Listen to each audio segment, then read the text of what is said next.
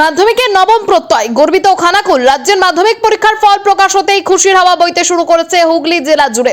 এই আনন্দের আবহে বিশেষ সাফল্যের নজির গড়ল খানাকুল থানার সেকেন্দারপুর রায় কেপি পাল বাহাদুর উচ্চ বিদ্যালয়। বিদ্যালয়ের ছাত্র প্রত্যয় সামন্ত এবারের মাধ্যমিক পরীক্ষায় নবম স্থান অধিকার করে বিদ্যালয় তথা গোটা এলাকার মুখ উজ্জ্বল করেছে।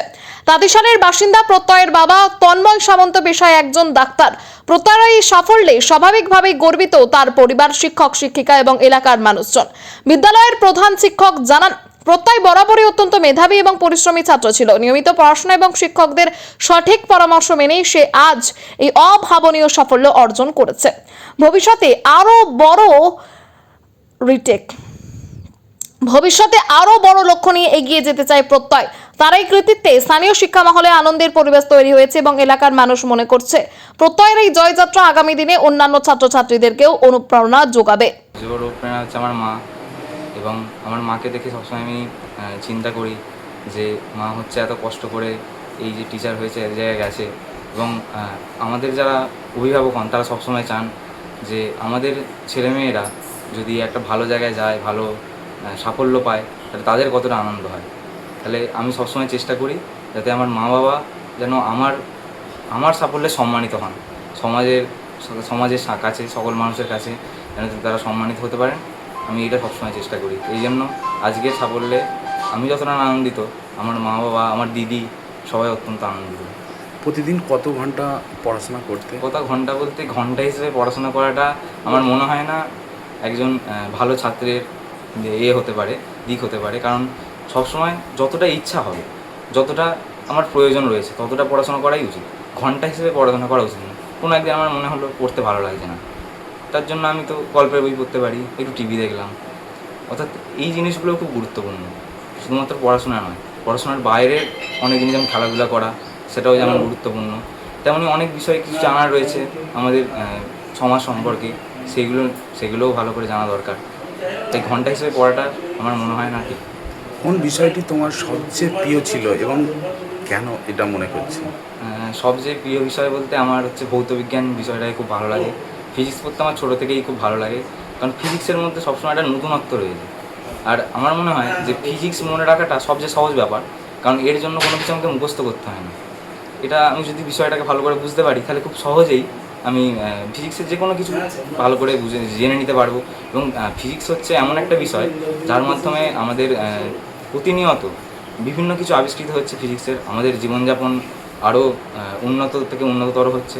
তাহলে এটা একটা গুরুত্বপূর্ণ সাবজেক্ট হিসেবে ফিজিক্সকে আমি অত্যন্ত সবচেয়ে বেশি প্রাধান্য দিই। এবং তারপরেই থাকে অঙ্ক। অঙ্ক তো বেশিরভাগ ছেলেরই খুব ভালো লাগে, এবং আমারও অন্যতম প্রিয় সাবজেক্ট হচ্ছে অঙ্ক। পড়াশোনার পাশাপাশি অন্য কি কাজে তোমার একটা শখ আছে বলে মনে করছো? হ্যাঁ, পড়াশোনার পাশাপাশি আমার হচ্ছে খেলতে খুব ভালো লাগে। আমি যখনই সময় পাই, বিকেলবেলা আমি কখনো কোনো টিউশন রাখি না, বিকেলে আমি চলে যাই মাঠে, আমার বন্ধুদের সঙ্গে খেলি।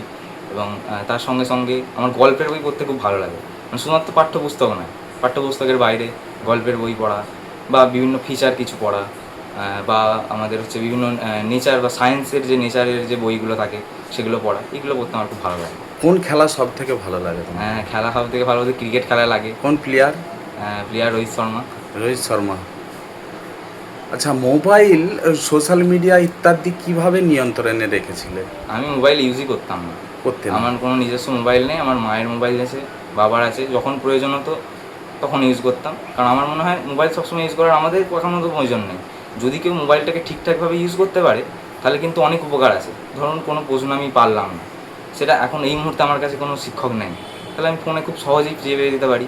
কিন্তু ঘন্টার পর ঘন্টা সোশ্যাল মিডিয়ায় অ্যাট্রাক্টেড হয়ে থাকা, আমার মনে হয় এটা আমাদের এর পক্ষে ভালো না, আমাদের শিক্ষা জীবনের পক্ষে ভালো না।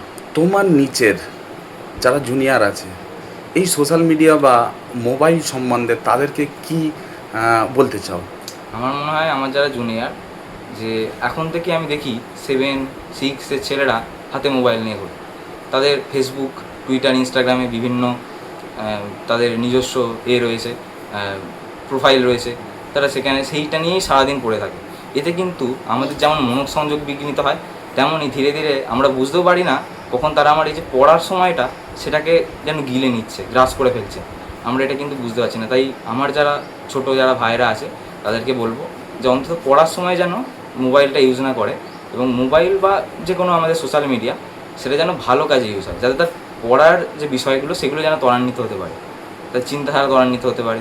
সোশ্যাল মিডিয়া মানে সবার সঙ্গে একটা আমরা সংযোগ স্থাপন করছি, তার মানে এই নয় আমি সবসময় আমার পড়াশোনা বাদ দিয়ে সোশ্যাল মিডিয়া আকৃষ্ট হয়ে থাকবো। তোমার সাফল্যে পরিবার ও শিক্ষকদের ভূমিকা কতটা ছিল? হ্যাঁ, অবশ্যই। প্রথমত সাফল্যে আমার পরিবারের ভূমিকা তো অবশ্যই বলতে হয়। আমার মা, আমার বাবা, আমার দিদি, তারা সবসময় আমাকে ইন্সপায়ার করেছে পড়াশোনা করার জন্য, এবং কীভাবে ভালো পড়ায় আমার দিদি, যেহেতু আমার চেয়ে কয়েক বছরের বড়, দিদি আমাকে ভালো করে বলতে পেরেছে যে কী বিষয়গুলো নিয়ে পড়লে কীভাবে পড়তে হবে, এটা খুব গুরুত্বপূর্ণ জিনিস। এবং আমাদের সবচেয়ে গুরুত্বপূর্ণ হচ্ছে আমাদের শিক্ষক, আমাদের স্কুলের শিক্ষক আমাকে খুবই সাহায্য করেছেন। তারা হচ্ছে কোন বিষয়গুলোতে আমার যেমন টেস্ট পরীক্ষা হয়, আমি কিছু বিষয়ে কম নাম্বার পেয়েছিলাম, কোন বিষয়গুলোতে ভালো করে পড়লে আমি বেশি নাম্বার পেতে পারি, তারা আমার সঙ্গে সর্বদা যোগাযোগ রেখেছেন, প্রতিনিয়ত বলেছেন যে প্রত্যয় এইটা করো, এইটা করলে আর ভালো নাম্বার পেতে পারবে, আমরা এইভাবে খাতা দেখি, এইভাবে খাতা দেখে স্যারেরা তুমি যদি এইভাবে লিখতে পারো স্যারেরা খুব ভালো নাম্বার দিতে পারবে, এই হিসেবে আমাকে খুব সাহায্য করেছেন। ভবিষ্যতে তোমার কি কি বিষয় নিয়ে পড়াশোনা করা বা কি হওয়ার ইচ্ছা আছে? ভবিষ্যতে হচ্ছে আমার নিট পরীক্ষা দেওয়ার খুব ইচ্ছা রয়েছে। আমার বাবা ডাক্তার, দিদিও গত বছর নিট পেয়েছে, দিদি বর্ধমান মেডিকেল কলেজে পড়ছে, এবং আমারও ইচ্ছা ওই ডাক্তারের দিকেই যাওয়ার, যাতে সমাজের কাছে আমাদের এই যে গ্রামের মানুষদের সবার কাছে একটা আমি হয়ে উঠতে পারি, যে সবাই মানে আমার যতটা ক্ষমতা ততটুকু দিয়ে আমি সবাইকে সেবা করতে পারি।